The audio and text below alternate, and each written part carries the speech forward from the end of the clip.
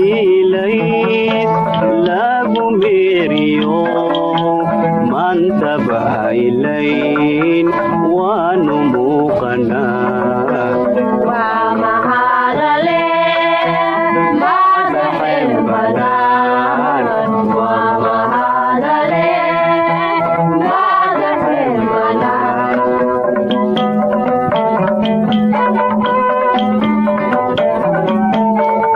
السلام عليكم ورحمة الله تعالى وبركاته داوديال إذن كيمبا ميلو بوجوكتان كسو دوادا برامج جارة أو كميدا برامج سيدة تلفزيون قناة الصومالية وإذن كوكو تلقى لين تلقوا جيرو تدوات كحرية برامج كان وحن كو إيجينا شخصيات كلا دوان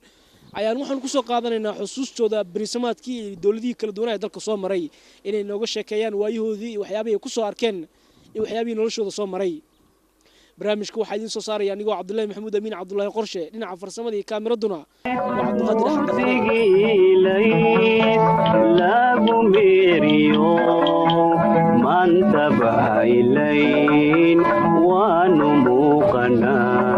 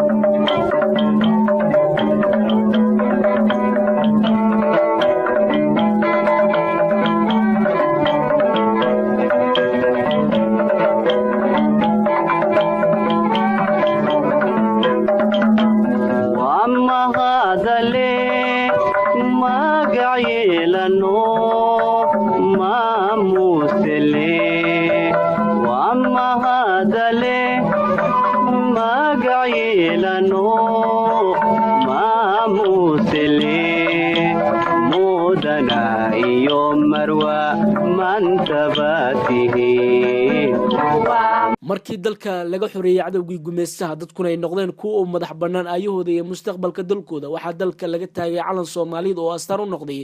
shacab dega dhulku yaala geeska qorax ka soo baxay qaaradda Afrika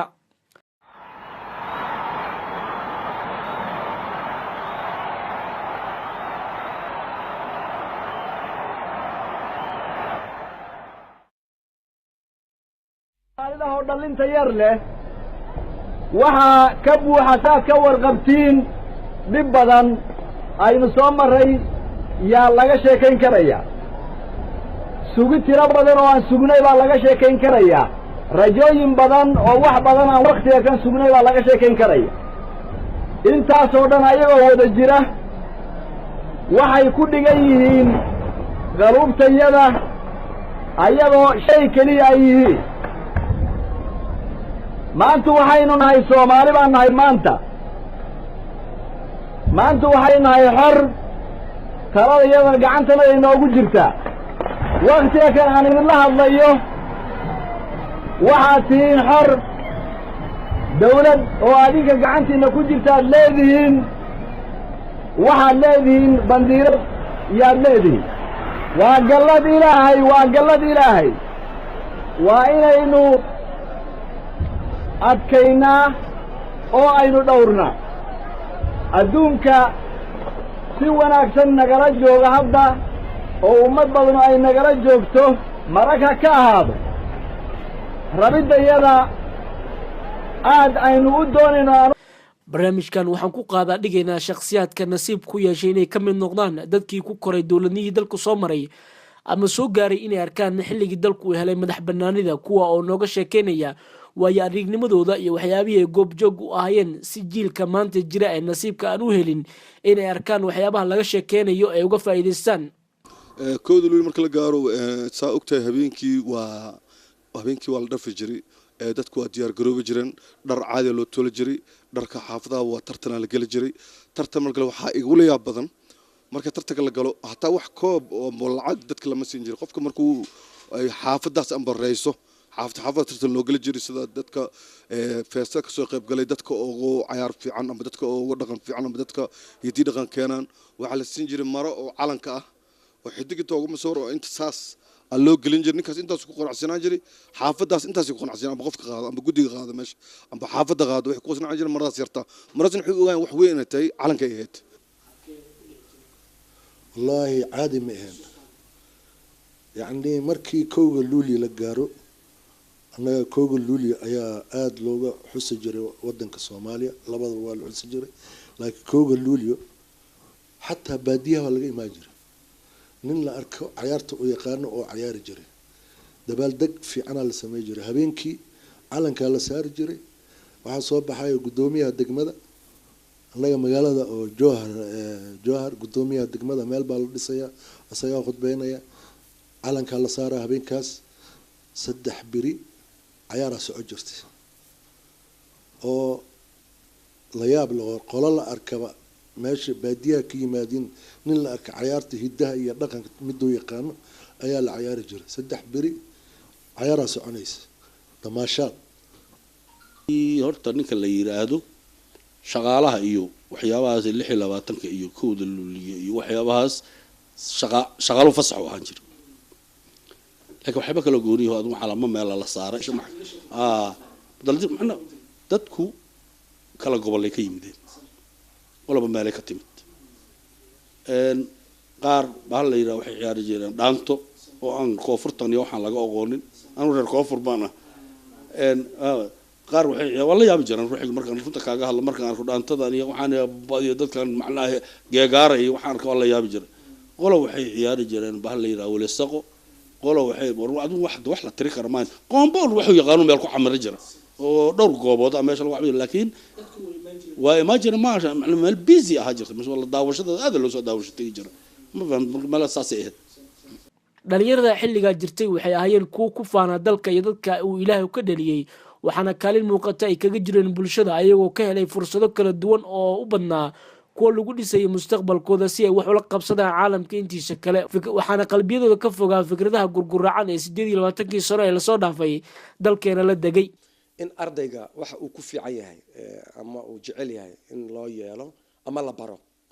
tusaale kale marka ceel jalana la geeyo kale ama aan tagno waxyaabaha nala weydiin jiray waxa kamid ah adigu maxay tahay hiwaayadaada macnaheedu yahay maxaad jeceshahay inaad noqoto ama aad xiisaysaa marka haduu yiraahdo waxaan rabaa inaan noqdo wariyo oo kale waxa jooga macallin saxaafada baraya ama saxaafada baraya haduu yiraahdo waxaan rabaa inaan noqdo orodyahan waxa jooga macallin tababarka orodada u diyaarsan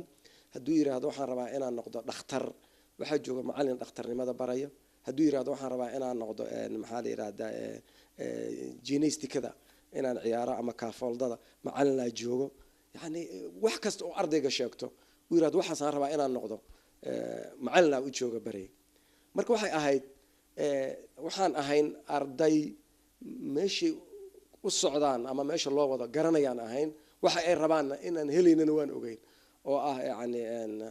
iskuulkaagi waxbarashadaadi baahidaadi yani waxaas dhan in la daboolayo oo dawladda dabooleysana wax cad bayba ahayd nafsadiisa kale wuxuu ka aansanaa adduunka kale inuu faqri yahay asagana oo qani yahay ayuu ka aaminsanaa markii waa noolaanayeen dhibaato ma qabin wax ma qabin yani abaar oo marmar soo dhacdo waa jiri jirtay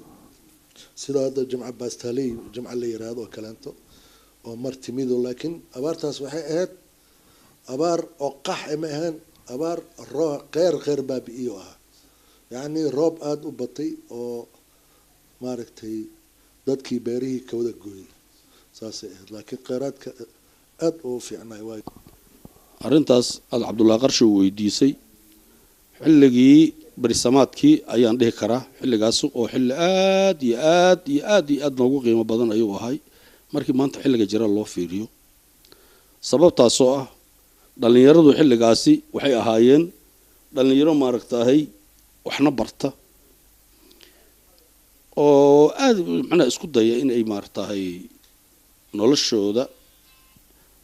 maadaama ay ku tiirsan tahay waalidiintii inay wax bartaan oo min mustaqbal inay wax taraan dalka iyo dadka ayay u badnaayeen dhalinyaradu qaasatan waxay ahaayeen dhalinyaro ay u furan tahay albaabada ana hay-adaha ama dawladdu u furantay ahaayeen oo wax badan runtii markuu u sheegay wax ka qabsan jiray waxna tari jiray sidaad ogtihiin ilaa dugsi dhexe dugsi hoose ilaa dugsi sare ilaa heer jaamacad oo lacag laanaya sidaad ogtihiin yani adiga natiijadaad waa jiraan ardada waa la kala hormari jiray maxaa yeelay markaad grade A ku baasto ama aad number 1 gasho ama number 2 iyo anigoo qadka dhexe ku baasay isku qiimeyn maahin adduunkana ma isku qiimeyn ma ma jirin wax cabsi ah oo soo mara ruuxa dhalinyarada ama qofka shacabka ah ee dalka joogay waxaana qof walba uu si xurriyada u raacan jiray danaha uu leeyahay haday noqon lahayd waxbarasho ganacsi ama dalxiis dalka gudihiisa ah horta ma galabtii subaxdii waa la shaqo tagaa shaqada basaa ku imaahayo waa ku qaada adiga hal saac ka hor ka kacaysa waa isdiyaarine hal saac uu ku soo istaaga irid waa ku qaada shaqadaadu ku geena 8 saac meeshii lagu gaar shaqada waa dhamaat waa waqtiga wadadu jaam ka tahay subaxdiina waa cariiri wadadu taraafiko xitaa hal yiraahdo kan ii sheeg stop rabadka Soomaali maxaa la jiri samaa farahaas حتى كم كالسونو ترافيك أنت تماذا فرن بيرجع تقول عرجت مركب وقت السكول كأرضه تجايان شغاله هنا السعودان هذا وعرت مشان ماركنا صباح دي ترانكو واجام جيتك وحنقوله واجام ساسي أجرت 6 ساعة سيدوك له هذا جام كيل الجلا قرية 6 ساعة مركي اللي ماذا قبيسة قدي هدارت الجيفة هدارت باشالي وريق اسكات قلبتي مركز 10 ساعة تهاي للي يردوا صباحا قبليه waxaan kula heesay u libisan yahay ka yaabtid wiilashii sidoo kale carada ku kafeegooda ku cabaaya biibitooyinka waxa kula xaafadan war iska aamusan ku ururna maca adu kama sheekay karo taasina soo noqon in kala moogu laakiin ilaahan ka rajaynayna wax laga sheekay kara ma ahan macaankii aan soo marnay waddanka Soomaaliya wuxuu soo maray taariikh dheer oo wadamada Afrika ugu amaanka badan ayuu mar kamid ahaa jiray waliba asaga la dhihi karo sida 1974 markii shirki midowga Afrika lagu qabanayo kale waddanka aad u amaan u ahay wixii ka dambeeyay sidoo kale markii laga reebo dagaalada sokeeyo ka dhacay markii laga reebo sida kale waddanka amaankiisa 100% ayuu ahay wixii mar intaas ka dambeeyay oo markii 1991 fawdadii iska dhacday oo waddanka isxoogaa iska qaribmay laakiin wixii ka horeeyay waddan lagu noolaado oo fiican oo ganacsigiisana fiican yahay ayuu ahay inta aniga aan kullee ka warqabo anigu laftirkayga ganacsadan kamid ahaayay oo adiga 1980gii ganacsi ka bilaabay magaalada Muqdisho inta hadda aan ka xasuusto waddan kullee waddanku wuxuu ahay fursado badan leh oo fursadiisa inta badan gudahana waxba laga dhoofi jiray dibaddana waxba laga soo dhoofi jiray dadkuna amni iyo barwaaqo ayay ku noolaayeen wala soo maray 6 saac oo habeenimo jiifka ka cayna markaas waxaan aadi jiray qalabyadan aadi jiray في افتفاء عرباء جوباء أنا هذه جرم ما فهمت حبس مجري مركز سودا سجل 6 ساعات 10 ساعة بينمو يا تكسر لقيه سادون بابا وتكسب بكير يسك كربا أنا عازق أي مركز لقطة إذا ما لأن مقالة كونر كذا كلا كأي مدى لقيه بقى بقول واحد عنك عبصاه ودي بعتاه مجري فرند ده بوليسكا أي ورجعهم أنا أطو على الرجال ترى بلوتو مش هذا لما رجع 911 لقيه أي ترى بلوتو يا هجرت أطو على الرجال صدق سديدات سديد بوزيد سيد ayaa la wixii jiro marka xoogaa culays aragto marka qarn isku toosan baan lama sheego kala dambeeyay jirto ayay ahayd xilli ma aan la yaab loo nolosha habeenkii ammaanka iyo dhalinyaranimada marka laga hadlayo waxa dhici jirtay waxyaabaha aad macnaha automatically ugu soo dhacay waxa kamid ah inaad 4 saac habeenimo inta qubaysato ama 5 saac habeen aad labisato leedahay downtown ka socda caalamka xagee ka jirtaa يعني إن 4 ساعة 5 ساعة بيني أنت قبيسته لبسته ترى حلقة المجال هذا عادية أظن عندنا كل سعون وهذا يرى شك عبسئة نوع هذا آذن قبين إن المجال تكتو مقاحدي وشيدان كافيتيريدي وفرن دتك أصحابتي أو ماشي جوكتو عاودن هذا قدمت هذا مركز أول ما يستأسك صار لعبنا يسوع أسكر كجوجين أو سنجرين ترافيك كلها الله يسوي سنجرين بوليس كلها الله يسوي سنجرين يعني وحب يراتي بريتشا أم عليسة هذا دريمين مركز رنت لقى الله يعني وح أورن كرنا نقول وحي أهيد دد نير دون كود ما ده هرمري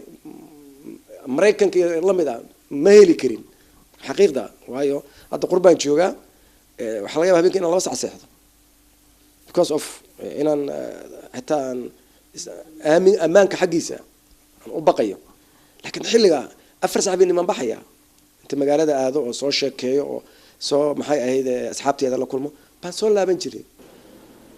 waa hawl adag qofka marka uu dib u gocdo xusuustii wacneed uu soo maray gaar ahaan bariisamaadkii iyo dowladii dalka soo maray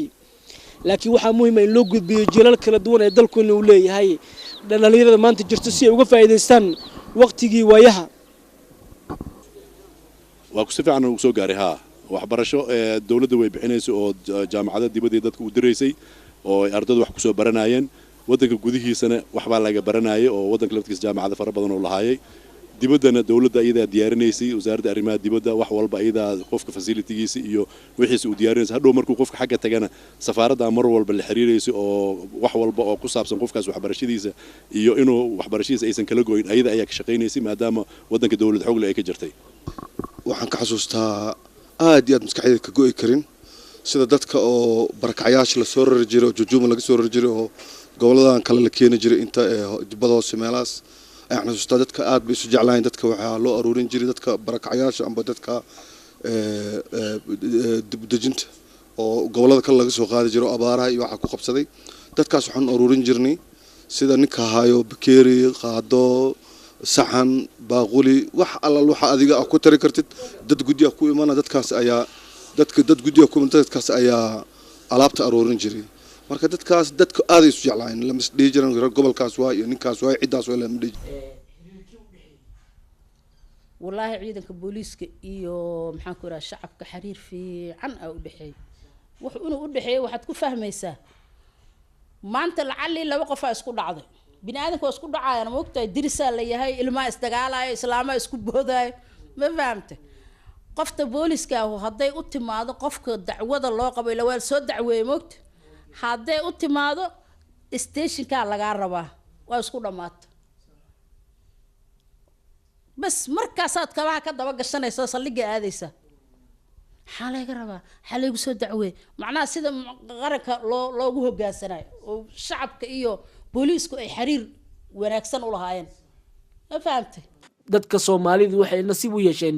in Ilaahu ku maneystay dhul leh khayraadka kala duwan ee Allah uu ku abuuray arlada iyo badda sida xoolaha nool dhul ku wanaagsan beerashada noocyada kala duwan laba wabi oo kala ah Shabeelle iyo Jubba khayraadka kale ee dhex ceegaaga gunta hoose ee badda waxa sidoo kale Soomaaliya ay leedahay khayraad dabiici ah oo dhex jiifa dhulka hoose ka oo aysan wali nasiib u yeesheen shacabka Soomaalida ay ka faa'iideystaan dhinaca kalluunka aad u fiicnaa kalluunka suuqa la keenay jiray kalluuma wali waa la dhoofin jiray waxa la jiray libax badeed inta la oo libax badeed soo qabto la qalajiyo dibadda sida Kenya iyo dibadaha loo dhoofin jiray tan beeraha hadan kaaga waramo xusuusteeda aniga xasuusanahay aniga ka soo qaatay waxaan kamid ahay dadka beeraleyda waxay ahaan jirtay dadkeen amba waalidiinteen markay beeraha fashtaan wax la yiraahdo ADC jirtay ninka galeyda dawladda ka gadi jiray dawladda intay ka gadato qofka ay wax ku shubi jirtay maqaasiin amba tahan weyn oo shamiita dheer lagu shubi jiray markay sida abaaraha hadda aan ugu batay waxa way dawladda wax dadku cawkeed garan jirtay galeyda qofka inta laga gato xoogu iska gadi karo gadanaya inta kalena uu dhigan jiray intuu gatana wuxuu ka dhigan jiray hilib iyo saliid iyo sonkor wuxuu inta kalena dawladda markay qaado meel markii abaar dhacdano dawladda galeyda dib u soo saari jirtay hadda waxyaalaha abaaraha ugu soo noqon waxa kamid ah wax keeda anaga ma liin hore waxa jirtay ADC ayaa raashinka cuntada iyo galeyda keed garan wixii keed galay wala keed galay xoolahooda ay maal jireen caanaha magaalada keeni jireen qoryaha kuwa keenay kuwa raashinkay keenayeen oo beeraha u baxay barwaaqo waxaan ku leeyahay cagafyaha falayeen beeraha biyo gelinay lahaayeen dawladda caawinayso waxa soo dhan motor ka caawinayso ma fahamtay hadda adigu hadda dawlad leedahay haddaad gacantaada macnaha aad wax ku soo saaranaysid wixii ku caawinaa waa dawladdaada ma ogta dawladda caawin jirta dadka beerahooday fala jireen war qof caawa adigu haddaad nabad ku seexato oo ku hurudo subaxdii eedda haddaadan waxba haysan laakiin aad dhaqaaqdid qaraabkaaga qaraab dooro waa horta ma ogta ها بدأ وحنا كأرك جرني دad عدانا سوقيدا dad عدانا ولا oran jiray waa dalxiisayaal la oran jiray arki jirnay aad u yaacay magaalooyinka suuqa qudaarta oo kaleeto meelaha qudaarta laga iibsado yaacayaan arki jirnay Shabeelle meelaha taariikhiga ah maxaa la yiraahdaa Shingaani yani meel walba xamar afgooye beeraha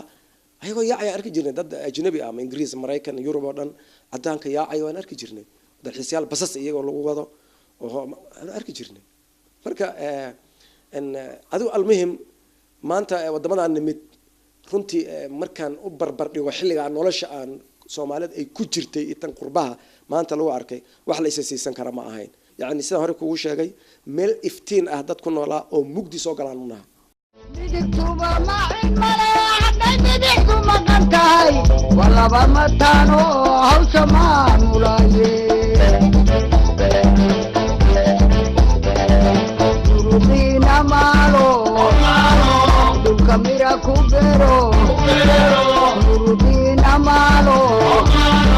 dhulka mira ku beero macdanta dahabka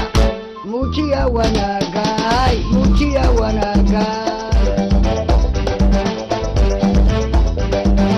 murudiina maalo dhulka mira ku beero